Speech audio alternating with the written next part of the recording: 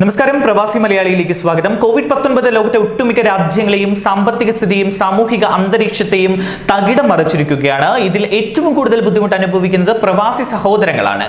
Covid കാലത്ത് പല പ്രവാസി സഹോദരങ്ങളുടെയും തൊഴിൽ നഷ്ടമാവുകയും അവർക്ക് നാട്ടിലേക്ക് തിരിച്ചു വരേണ്ടി വരികയും ചെയ്തു. ചിലർക്ക് അതിനും കഴിയാത്ത അവസ്ഥയാണ്. ഇന്നും തൊഴിലില്ലാതെ കഷ്ടപ്പെടുന്ന നിരവധി പ്രവാസികൾ നമുക്ക് ചുറ്റുമുണ്ട്. അവരുടെ വാർത്തകൾ നാം അനുദിനം കാണാറുമുണ്ട്. എന്നാൽ ഇപ്പോൾ പ്രവാസികളായ സൗദിയിലെ അധ്യാപകർക്ക് ഒരു സന്തോഷ വാർത്ത പുറത്തു വരുന്നുണ്ട്. അത് എങ്ങനെയാണ്?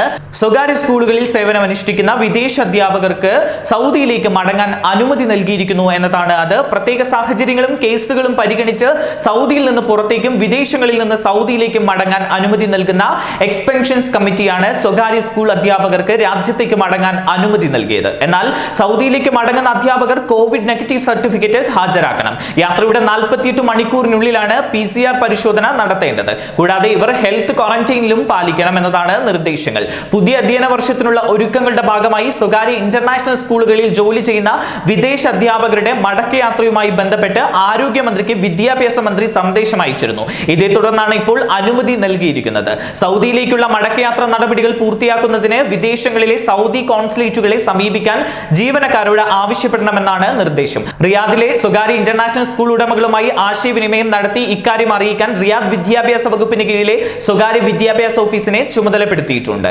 കോവിഡുമായി ബന്ധപ്പെട്ട് സൗദിയിലെ നിയന്ത്രണങ്ങൾ കൂടുതൽ കർശനമാക്കിയിട്ടുണ്ട്. കഴിഞ്ഞ ദിവസം സൗദിയിൽ 1114 പേർക്ക് കോവിഡ് സ്ഥിരീകരിച്ചതായി ആരോഗ്യ മന്ത്രാലയം അറിയിച്ചിരുന്നു. ഇതോടെ ആകെ സ്ഥിരീകരിച്ച കേസുകളുടെ എണ്ണം 3,09,768 ആയി. കഴിഞ്ഞ 24 മണിക്കൂറിനിടെ 31 പേർ കൂടി കോവിഡ് ബാധിച്ച് മരണപ്പെട്ടു. ആകെ മരണം 3722 ആണ്.